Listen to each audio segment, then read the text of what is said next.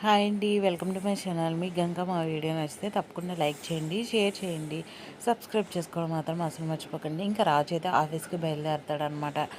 ఇటువైపు అయితే అపర్ణ, ఇంద్రాదేవి అలాగే రుద్రాణి అయితే ఉంటారు.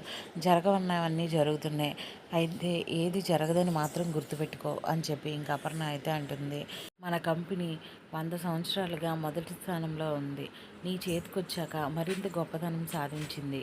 ఆ పేరుని నిలబెట్టు అని చెప్పి ఇందిరాదేవి అంటుంది. ఇంకా అనామిక అయితే ఫోన్ చేస్తుంది అనమాట రుద్రానికి. ఇంకా రాజ్ మళ్ళీ ఆఫీస్కి వెళ్తున్నాడు.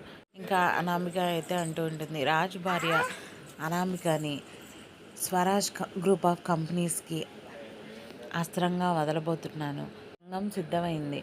భార్య వర్సెస్ భర్త ఆట మొదలు కానుంది అని చెప్పి రుద్రానికి అనామిక అయితే చెప్తుంది. ఇటు పక్కన రాజ్, కావ్య ఇద్దరు ఒక్కసారిగా గుడికి వెళ్తారనమాట. గుడి మీద గంట కొట్టడానికి ఇద్దరు ఒక్కసారిగా చేయి పెడతారు. ఇద్దరు ఒకరినొకరు చూసుకుని షాక్ అవుతారు.